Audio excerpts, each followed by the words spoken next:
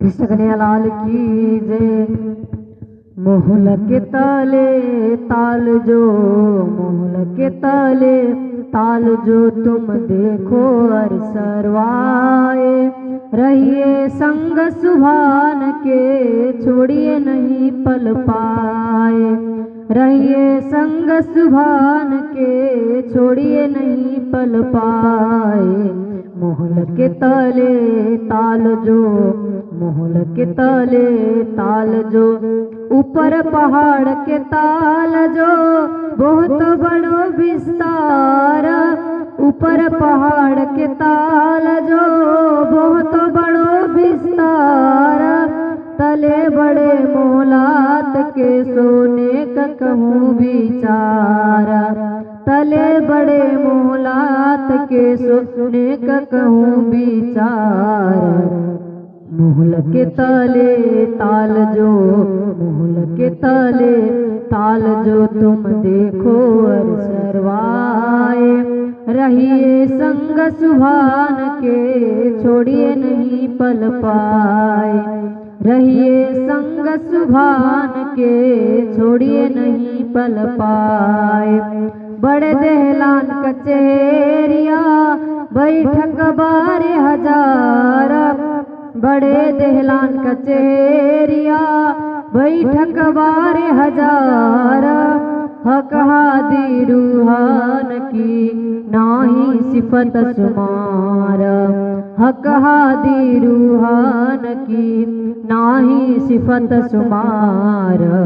मोहल के तले ताल जो, मोहल के तले ताल जो तुम देखो अर सरवाए। रहिए संग सुभान के छोड़िए नहीं पल पाए। रहिए संग सुभान के छोड़िए नहीं पल पाए। थंब बड़े जवेरान के कहूँ सो के तेरंग। थंब बड़े जवेरान के कहूँ सो के तेरंग। बहुत अच्छा जय कई रंग के करे जोत जोत सो जंग। बहुत अच्छा जय कई रंग के करे जोत जोत सो जंग। मोहल के ताले ताल जो, मोहल के ताले ताल जो तुम देखो अर सरवाए। रहिए संग सुभान के छोड़िए नहीं पल पाए। रहिए संग सुभान के छोड़िए नहीं पल पाए। बोलिए श्री कृष्ण कन्हैया लाल की जय। सतगुरु सोई जो वतन बतावे, मोह माया और आप पार पुरुष जो परखावे। महामत तासों की जे मिलाप, महामत तासों की जे मिलाप।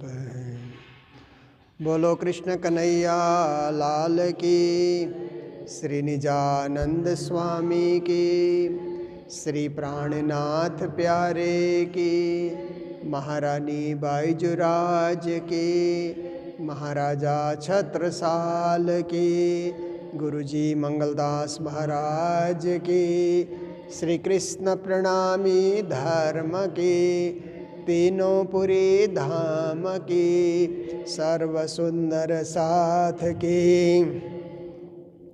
चलो जुग जाए रे शुद्ध बिना।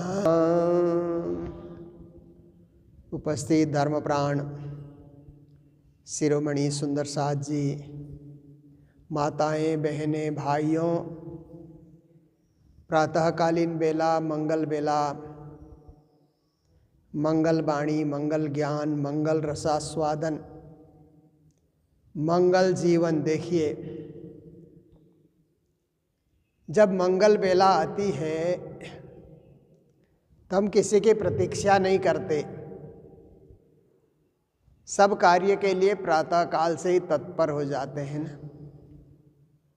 और प्रतीक्षा उसी की करनी चाहिए जो आपके समय की कीमत को जाने।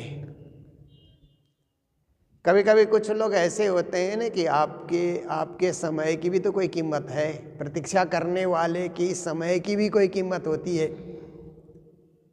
पर कुछ लोग प्रतीक्षा कराते रहते हैं ना, अब आएंगे अब आएंगे अब आएंगे। अब रास्ते में विलंब हुआ तो और बात है, ट्रैफिक में विलंब हुआ तो और बात है, पर कई लोग जानबूझ करके विलंब करा देते हैं ना, देर से आते हैं। नेता लोगों को देखिए कि वो समय देंगे और आते नहीं है। कितनी जनता आई, कितनी जनता आई, भीड़ बढ़ी कि नहीं, पूरी भीड़ होने के बाद ही हम जा कर के भाषण देंगे। तो प्रतीक्षा कराते रहते हैं, तो जनता कितने देर तक प्रतीक्षा करेगी? जनता के समय की भी तो कोई कीमत होती है। उनका भी घर है, उनका भी परिवार है, उनका भी व्यवहार है, व्यापार है। घर में गाय बंधी रहती है, घास डालना है, दूध निकालना है, और बच्चे होते हैं। साधारण से साधारण व्यक्ति के भी समय की कीमत होती है, पर बड़े लोग नहीं समझते हैं। बड़े लोग समझते हैं कि हमारे समय की कीमत है, बाकी लोग तो आलतू फालतू हैं। उनको 2 घंटा 4 घंटा प्रतीक्षा में रख दो, हम आ रहे हैं ऐसा बोल दो, रहेंगे, खड़े रहेंगे, ऐसा सोचते हैं। कई गुरुजनों में भी ऐसा होता है। वहाँ लाइन लगा करके लोग खड़े हैं माला लेकर के, और वो पहुँचते ही नहीं है। पर ऐसा किसी के साथ अन्याय नहीं करना चाहिए। और प्रतीक्षा करने वालों को भी आजकल तो मोबाइल का ज़माना आ गया ना। प्रतीक्षा करने वाले पहले तो क्या था, कोई आपस में कम्युनिकेशन का कोई साधन नहीं था, इसलिए घंटे 2 घंटे भी खड़े रहते थे। अब तो मोबाइल का साधन है, कहाँ पहुँचे, फिर जब 10 मिनट आने में समय है तो लाइन में खड़े हो जाओ, तब भी हो सकता है। ऐसे भी सुविधा जोड़ी जा सकती है। पर दोनों तरफ से चिंतन करना चाहिए। प्रतीक्षा कराने वाले को भी, किसी की प्रतीक्षा कराना ये भी कोई धर्म नहीं है। दूसरे को प्रतीक्षा में रख देना, लाइन में रख देना, तुम खड़े रहो। जैसे इंटरव्यू में लोग जाते हैं ना, तो इंटरव्यू लेने वाले खड़े रख देते हैं ना, प्रतीक्षा में रहो। तो ऐसी परीक्षा भी सुंदर साथ की या सज्जनों की या श्रद्धालुओं की नहीं लेनी चाहिए, क्योंकि वो भी अपने भाव से, भक्ति से आए हुए हैं। इसलिए किसी का दिल नहीं दुखाना चाहिए। सबसे बड़ी बात, सबसे बड़ा धर्म क्या है? हम दूसरों के हितैषी बने, दूसरों के सहयोगी बने, दूसरों के हम प्रेमी बने, परोपकारी बने, पर किसी के दिल को न तोड़े, किसी के दिल में दर्द न दे, किसी को बहुत देर तक प्रतीक्षा करा करके परेशान न करें। ऐसा हमारा धर्म होना चाहिए, गुरुजनों का भी धर्म होना चाहिए, और नेताओं का भी ऐसा धर्म होना चाहिए कि जनता को बहुत देर तक प्रतीक्षा में न रखें। और जो समय की कीमत समझता है, समय से सब काम हो जाता है, तो लोग भी समय से दौड़ करके आ जाते हैं। तो समय से शुरू होता है। जैसे हमारी ऑनलाइन चर्चा है, तो 7 बजे हम लोगों ने रखा।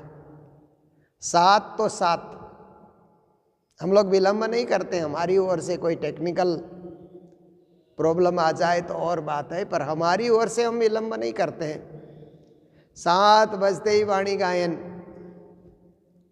गायक बदलते रहते हैं, सुर बदलते रहता है, स्वर बदलते रहता है, अलग अलग गायक। जहाँ मेरी भी यही इच्छा होती है कि जो भी थोड़ा सा वाणी गाना जानता है उसको भी आगे लाया जाए, उसको भी आगे बढ़ने का मौका दिया जाए, क्योंकि मंच नहीं मिलेगा गाने के लिए, कहीं ऐसा आपको स्थान नहीं मिलेगा, तो वो पिछड़ा ही रहेगा। उसने जो वाणी सीखी, भजन सीखा, कोई गाने का मौका नहीं मिला तो ऐसे ही मन में ही वो रखा रहेगा।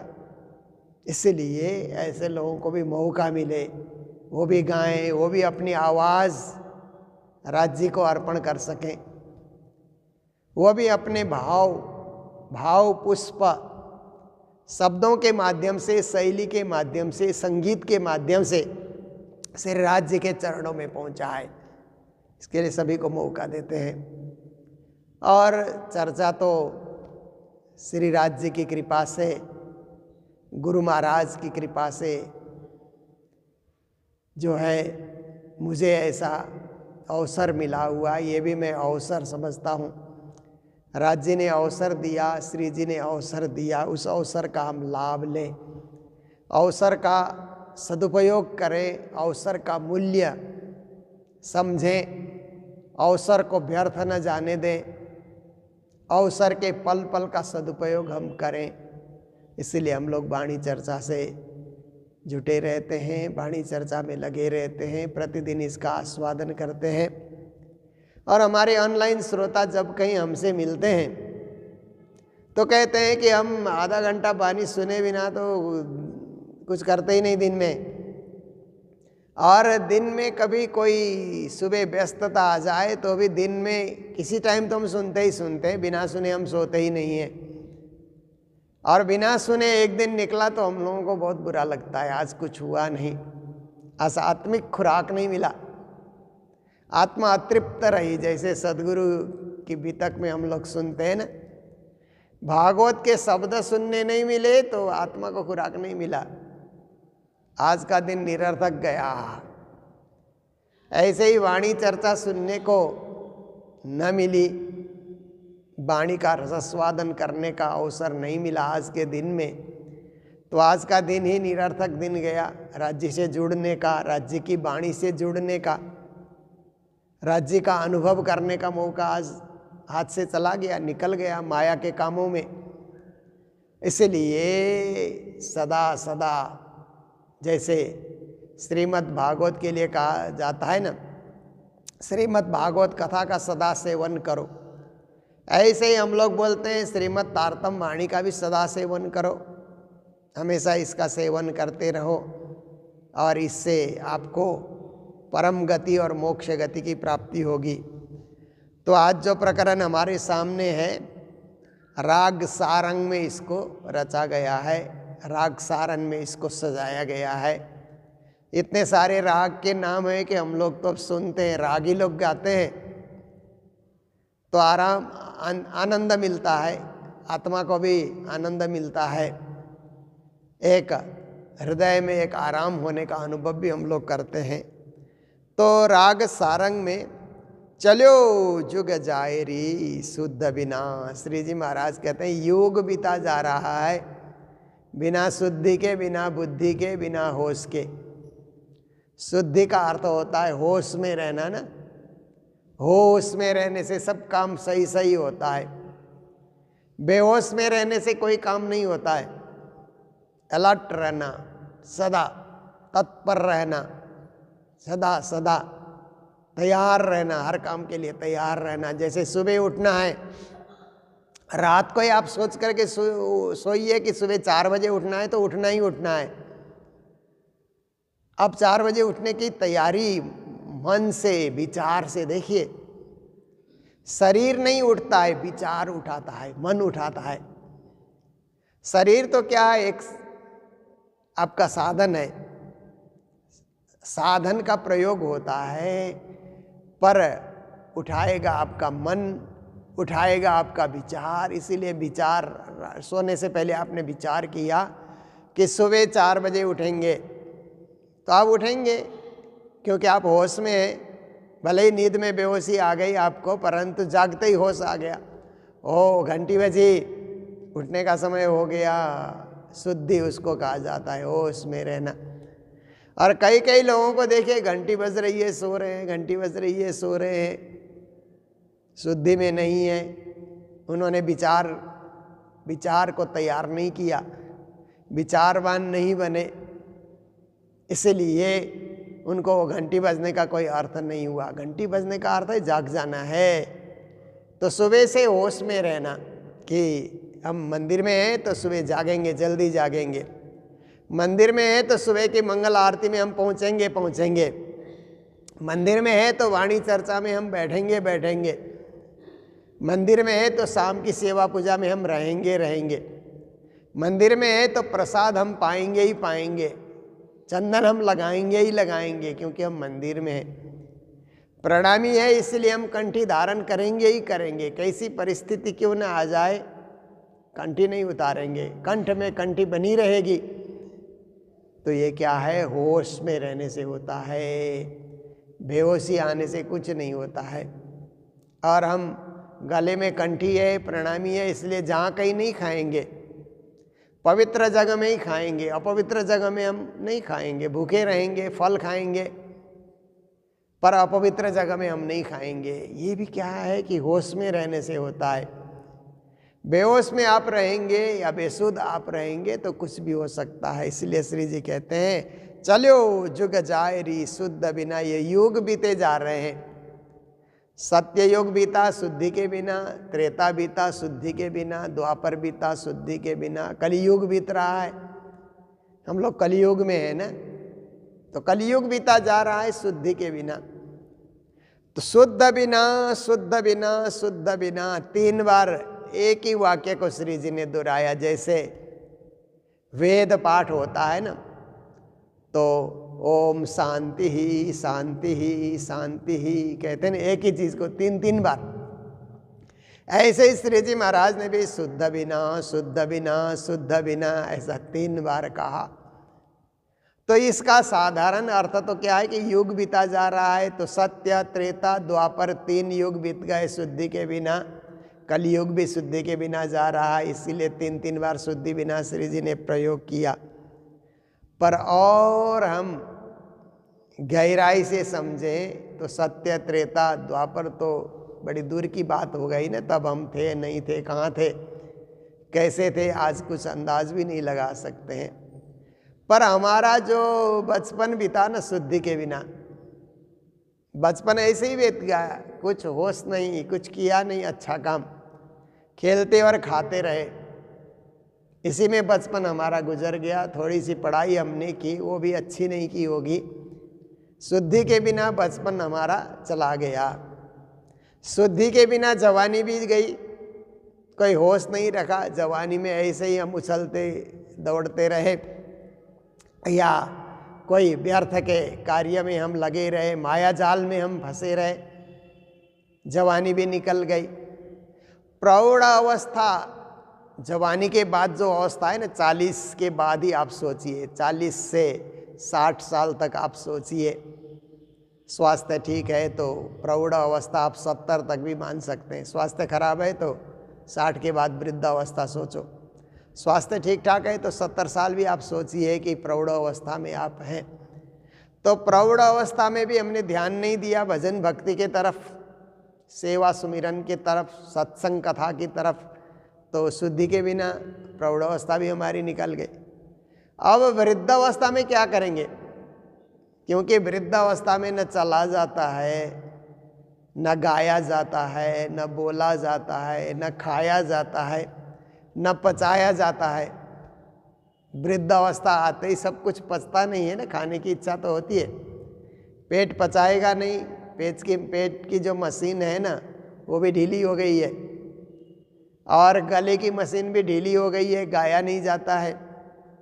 खांसी आती है, कमजोरी आती है, बीच बीच में बाधाएं आती है, चला नहीं जाता पाँव। पहले दौड़ते थे जिस पाँव से, अब उस पाँव से चला भी नहीं जाता है। वृद्धावस्था आने के बाद आप देखिए, टांगों में दर्द, घुटन में दर्द, सब जगह दर्द ही दर्द है, कमर में दर्द। तो क्या करेंगे उस समय में? इसलिए प्रथमे नार्जितम विद्या, द्वितीयम नार्जितम धनम, तृतीय नार्जितम धर्मम, चतुर्थे किम करिष्यति। संस्कृत में एक श्लोक है, नीति का श्लोक है, नीति शास्त्र का। कहते हैं बचपन में विद्या अर्जन आपने नहीं किया, जवानी में धन अर्जन आपने नहीं किया, प्रौढ़ अवस्था में धर्म अर्जन आपने नहीं किया, तो वृद्धावस्था में क्या करोगे?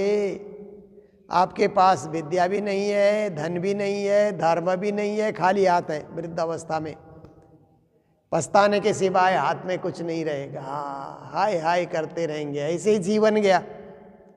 इतना सुंदर जीवन, इतना पवित्र जीवन, बहुत कुछ किया जा सकता था, पर ऐसे ही चला गया, ऐसे ही निकल गया। इसके लिए पश्चाताप करते रहोगे तो यही अच्छा है कि वक़्त में हम जागें, वक़्त में हम समझें और वक़्त में सही दिशा पे हम आगे बढ़ने के लिए प्रयास करें। तो बचपन, जवानी जो भी है शुद्धि के साथ, क्योंकि जिनके घर में अच्छे माँ बाप होते हैं, संस्कारी माँ बाप होते हैं, बचपन से ही धर्म सिखाते हैं, बचपन से ही मंदिर लेकर के जाते हैं, गुरु से मंत्र दिलाते हैं, तो तभी से सही मार्ग में चलना चाहिए। तो देखिए, तीनों जीवन की तीनों अवस्था को हम पवित्र बना सकते हैं और होश के साथ हम काम कर सकते हैं। फिर संगीतकारों से भी मुझे मिलने का मौका मिला कि अच्छे अच्छे संगीतकार होते हैं जो रागों को समझते हैं। राग सारंग, राग केदार, राग आशावरी और राग भैरव, राग भैरवी, राग बागेश्वरी, कई कई राग हैं ना। 36 राग रागिनियाँ कहते हैं। रागिनियाँ तो 300 से भी अधिक है बताते हैं।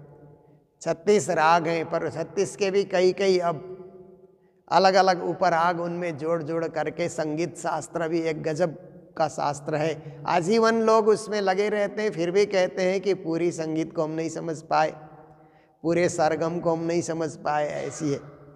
तो ऐसे लोगों से मिलने का मौका मिला तो उन्होंने मुझे बताया कि राग सारंग में जो गाया जाता है तो शुद्ध बिना शुद्ध बिना शुद्ध बिना, ये 3 बार जो आया है ये राग के हिसाब से है। इसको गाते हुए राग में इस वाक्य को दोहराया जाता है, 3 बार दोहराया जाता है। किसी भी दृष्टिकोण से हम देखें कि राग से एक ही चीज़ को 3 बार दोहराने का अर्थ क्या है, उसको प्रभावी बनाने के लिए, लोगों में उसका प्रभाव जम जाए, इसके लिए किया जाता है। चाहे राग की दृष्टि से हम देखें, चाहे हमारी उम्र की दृष्टि से देखें, चाहे युग की दृष्टि से देखें, किसी भी दृष्टि से देखें, होश के साथ रहना चाहिए। यही हमें शिक्षा मिलती है। चलो जुग जायरी शुद्ध बिना, समय बीता जा रहा है होश के बिना, इसलिए ख्याल रखो और चिंतनशील बनो, मननशील बनो। हमेशा हमेशा शुद्धि और बुद्धि को जगाए रखना है। देखिए, बुद्धि जागती रहेगी तो गलत कार्य नहीं होगा, बुद्धि गलत कार्य करने नहीं देगी। मन को भी बुद्धि रोक लेती है ना। और शुद्धि रहेगी तो बेहोशी में कोई काम नहीं होगा। देखिए, बेहोशी में आपने लेन देन कर दिया तो कभी कभी क्या होता है कि किसी को 50 रुपया देना है, 500 चला जाता है ना। दोनों नोट का रंग तो एक जैसा है, ऐसा सोच करके चला जाता है। अभी तो 2000 का नोट बंद हो गया, 20 का नोट और 2000 का लगभग एक ही रंग का होता था ना। तो किसी को 20 देने में 2000 चला गया, बिना होश के आपने काम किया, बिना शुद्धि के काम किया तो गलत भी हो सकता है। और बिना शुद्धि के आप दवाई ले रहे हैं, आजकल तो बीमारियां आती है तो बहुत सारी दवाइयां भी हो जाती है ना। बिना शुद्धि के दवाइयां ले रहे हैं तो शरीर ठीक नहीं होगा, शरीर तंदुरुस्त नहीं होगा। उसके लिए भी ये दवाई सुबह की है, ये दिन की है, ये शाम की है, ये भोजन से पहले लेना है, ये भोजन के बाद लेना है। शुद्धि वहाँ भी चाहिए, होश वहाँ भी चाहिए। जीने के लिए होश चाहिए, खाने के लिए भी होश चाहिए। भंडारा लगा हुआ है, बहुत सारे पकवान बने हुए हैं, बिन सोचे खा गए, फिर पछताते रहोगे हम इतने से क्यों खाए, जब तक पचेगा नहीं। खाना तो खाने के लिए तो 10 मिनट लगता है ना, पर पचाने के लिए तो 2-3 घंटे लगते हैं। बिना सोचे आप खा गए तो 3 घंटे पछताते रहोगे। 10 मिनट जो आनंद लिया खाने का, 10 मिनट खाने का जो मज़ा लिया, 3 घंटे तक शरीर में पीड़ा होगी और वो सज़ा भोगते रहोगे। किसने दी सज़ा? हमने खुद। हम खुद ही बेशुद्धि में आ गए, इसलिए हमने अपने आप अपने शरीर को सजा दे करके, उसको कष्ट दे करके उसको परेशान किया। इसलिए खाते समय में भी शुद्धि के साथ और बोलते समय में भी शुद्धि के साथ। बिना सोचे बोल गए तो फिर पछताना पड़ता है ना। किसी को बिना सोचे हम डांट डपट करने लगे तो बाद में आदमी सही है, हमने ऐसे ही डांटा, तो बाद में पछताना पड़ता है। तो हर जगह चलते बोलते खाते पीते उठते बैठते जागते सोते होश में शुद्धि के साथ रहना है। और ऐसे ही बुद्धि को भी सक्रिय बना करके रखना है, बुद्धि को भी जागृत बुद्धि बना करके रखना है ना। सुषुप्त अवस्था में बुद्धि को नहीं रखना है, जागृत अवस्था में। प्राणनाथ जी का ज्ञान जागृत बुद्धि का ज्ञान कहते हैं ना, बुद्ध जागृत को ज्ञान कहते हैं ना। शास्त्र श्रवण श्री भागवत बुद्ध जागृत को ज्ञान, जागृत बुद्धि का ज्ञान है प्राणनाथ जी का ज्ञान। तो हम प्राणनाथ जी के अनुयायी हैं तो हमारी बुद्धि भी जागृत रहे। सोई हुई बुद्धि तो भक्ति नहीं करती है, जागृत बुद्धि है तो भजन भक्ति करते। सुबह उठ करके आओ जी बाला करना है, या निजानंद को सुमिर के गाना है, या प्रातः सुमेरो अक्षरातीत हमको गाना है, तो बुद्धि जागृत होगी तो ही तो करेगी। सोई हुई बुद्धि कुछ नहीं कर सकती है। इसलिए शुद्धि और बुद्धि दोनों को जगाना है। मूल प्रकृति मोह अहम थे उपजे तीनों गुण। अब सृष्टि के विषय में श्री जी समझा रहे हैं कि भगवान नारायण के द्वारा इच्छा शक्ति प्रकट हुई ना। भागवत में भी ये कथा आती है, गुरुजी ने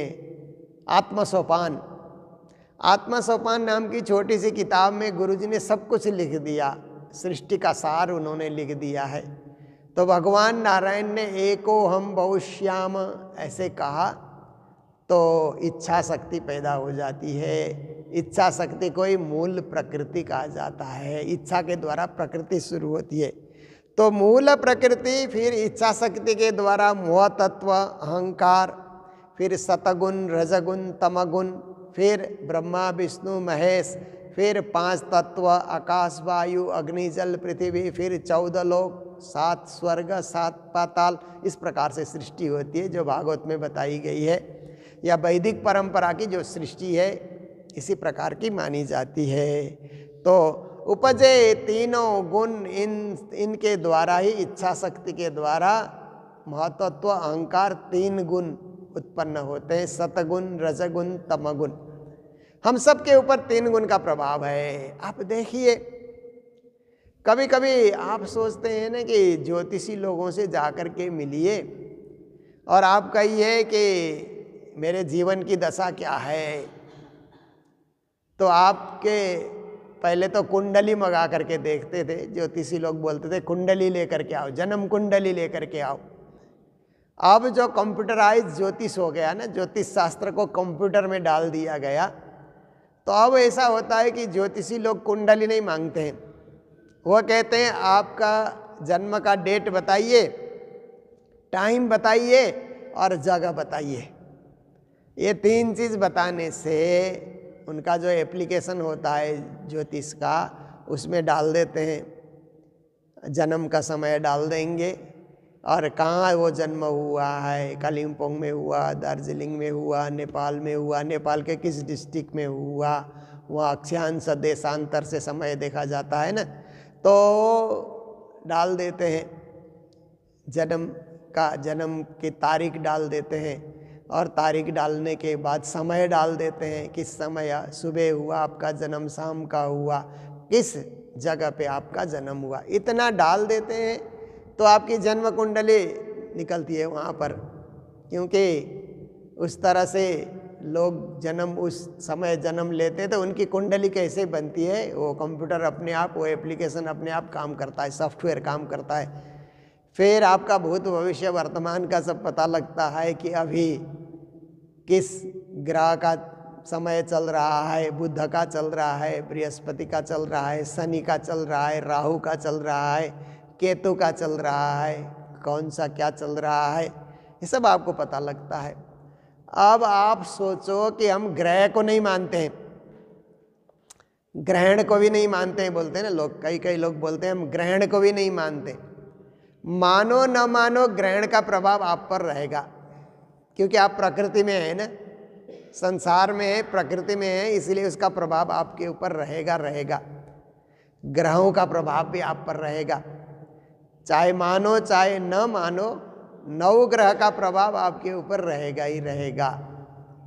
पर हमारी प्रणामी भक्ति ऐसी है कि राज्य की आरती करके हम सब ग्रहों से निवृत्त, सब ग्रह दशा हमारे कट जाएं, ऐसे हम राज्य से प्रार्थना करते हैं, पूर्ण ब्रह्म परमात्मा से प्रार्थना करते हैं। पर हमारे ऊपर ग्रहों का प्रभाव नहीं होगा ऐसे हम नहीं सोचते हैं। जैसे हमारे ऊपर सूर्य का प्रभाव है ना, लाइट आ रही है, प्रकाश आ रहा है, चंद्रमा का प्रभाव है हमारे ऊपर, आकाश में तारागण है, उनका प्रभाव हमारे ऊपर है, क्योंकि हम इस सृष्टि में हैं। आज सृष्टि में शरीर धारण करके बैठे हैं, तो सृष्टि के नियम हम पर लागू होते हैं।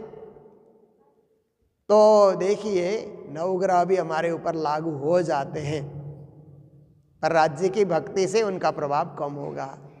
ऐसे ही 3 गुण का प्रभाव भी हमारे ऊपर लागू होते हैं। भले हम अपने आप को ब्रह्म सृष्टि कहें मुख से, पर जब तक प्रकृति में है तो 3 गुण का प्रभाव हमारे ऊपर रहेगा ही रहेगा। जब सतगुण का प्रभाव रहेगा तो हम मंदिर आएंगे, सत्संग सुनेंगे, सात्विक बनेंगे, गुस्सा नहीं करेंगे, प्रेम से सबसे मिलेंगे। जब रजगुण का प्रभाव होगा तो अच्छे अच्छे कपड़े पहन करके, साज श्रृंगार करके बाजार में घूमने निकलेंगे। फास्ट फूड की दुकान किधर है, अच्छे अच्छे कपड़े किधर रहे, रंगी चंगी दुनिया को देखो, सिनेमा हॉल किधर है। ऐसे ऐसे रजगुण का प्रभाव होता है। तो तमगुण का प्रभाव होता है तो किसी को डांटने लग जाते हैं, किसी से लड़ते हैं, झगड़ते हैं, बुरा व्यवहार कर लेते हैं। तमगुण का प्रभाव होने से वो रहेगा ही रहेगा, हर एक के ऊपर रहेगा। राज्य की भक्ति करने से 3 गुण का प्रभाव भी कम होगा, गुस्सा नहीं आएगा। राज्य की भक्ति करने से, हम राज्य की भक्ति करते हैं, जिस मुख से राज्य की वाणी गाते हैं उसी मुख से हम गाली गलौज निकालें, ये क्या बात है। जैसे जिस थाली में हम खाते हैं ना, उस थाली में गंदा हम नहीं डाल सकते हैं ना। गंदा कोई भी है, कोई भी गंदी चीज़ है, थाली में हम नहीं डालते, क्योंकि उस थाली में हम भोजन करते हैं। तो भोजन करने की थाली में गंदगी हम डाल नहीं सकते, डालने की इच्छा ही नहीं होती है। डालेंगे तो उस थाली से भोजन कैसे करेंगे। ऐसे ही जिस मुख से राज्य की वाणी गाते हैं तो उस मुख से गाली गलौज करना, बुरी बुरी बातें सुनाना, ये भी नहीं होगा। व्यक्ति सोचेगा कि हमारा मुख तो राज्य की वाणी गाने के लिए है, राज्य का कीर्तन करने के लिए, दूसरों को डांट डपट करने के लिए नहीं है। तो ऐसा ज्ञान होता है। इसलिए 3 गुण का प्रभाव होते हुए भी 3 गुण के प्रभाव आपके ऊपर कम होंगे जब राज्य के तरफ झुकाव होगा। 105 में पसरे 3 गुण और 5 तत्व का विस्तार हुआ है। हुई अंधेरी 14 भवन, 14 लोक में अंधकार माया का विस्तार हो रखा है। जहाँ भी जाइए माया का एकदम जोरदार विस्तार है 14 लोक में। भुलावनी बाजार है, मन मत भूलो रे भाई, भुलावनी यही बाजार, संसार बाजार भुलावनी बाजार है। अपने मन को भूलने नहीं देना है, बुद्धि को भूलने नहीं देना है, और शुद्धि के साथ हमें रहना है। ये आज के प्रसंग का सार है जो श्री जी महाराज ने हमें सुनाया। हम लोग धीरे धीरे दिवाली, दीपावली कहते हैं ना, हिंदू धर्म का बड़ा पर्व, दशहरा, उसके बाद दिवाली, तो दिवाली के करीब आ रहे हैं। दिवाली में सब लोग घर सजाते हैं, फूलों से सजाते हैं, घर की सफाई करते हैं। धनतेरस, छोटी दिवाली, फिर दिवाली, बड़ी दिवाली, उसके बाद गोवर्धन पूजा, भैया दूज कहते हैं ना, ये पर्व ही पर्व, 4-5 दिन तक पर्व ही पर्व चलते हैं। तो उसके करीब हम लोग आ रहे हैं। तो हम लोगों ने भी मंगलधाम में साफ सफाई कर ली है, फूलों के माला सब तैयार होंगे। तो हमारे सुंदर साथ भी घर घर में दिवाली की तैयारी कर लेते हैं। तो दिवाली आ रही है, तो आप सबको आने वाली दिवाली की भी मंगल बधाई देते हुए आज के प्रसंग को यहीं विराम दे रहे हैं। तो आइए, आज के दिन मंगलधाम में जो भंडारे की सेवा है, हम विदेश यात्रा में थे तो डालास में श्री हरि बजगाई जी जो दार्जिलिंग के सुंदर साथ हैं और उनके सपरिवार अब विदेश में ही रहते हैं, उनकी ओर से और सपरिवार की ओर से भी हमें सेवा प्राप्त हुई है। और स्वाति उमाकांत जी डालास में, मैं उनके घर में भी रुका हुआ था, उन दोनों और बच्चों की तरफ से भी मंगलधाम में बच्चों की पढ़ाई के लिए और भंडारे के लिए सेवाएं हमें प्राप्त हुई है। इसी प्रकार जिन जिन लोगों ने विदेश यात्रा के दरमियान में सेवाएं दी है, मैं कोशिश करूंगा उन सब का नाम उच्चारण करने के लिए। और हमारे स्वदेश के सुंदर साथ भी सेवा भेजते रहते हैं, सेवा करते रहते हैं, उनका नाम भी उच्चारण होता रहेगा, ताकि राज्य आप सबका जीवन मंगलमय बनाए। मंगलधाम की सेवा करने से आपका जीवन पुण्य और धर्म से भर जाए। इन्हीं कामनाओं के साथ अभी के प्रसंग को विराम दे रहे। बोलो सतगुरु महाराज की, श्री प्राणनाथ प्यारे की, सर्व सुंदर साथ की। मूला प्रकृति मोह हम थे, उपजे तीनों गुना, 105 में पसरे, हुई अंधेरी 14 भवाना, हुई अंधेरी 14 भवाना। बोलो श्री प्राणनाथ प्यारे की, श्री धाम के धनी की प्रणाम।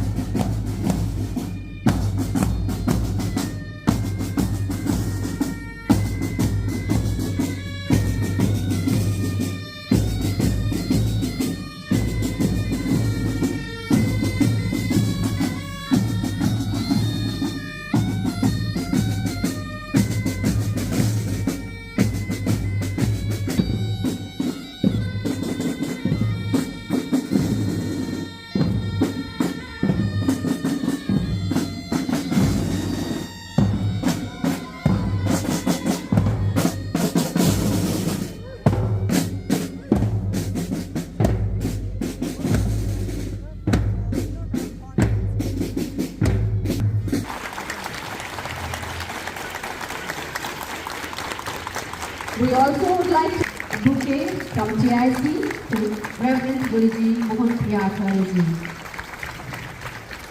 We are very much blessed to have His heavenly presence amongst us. Now we take the privilege to welcome our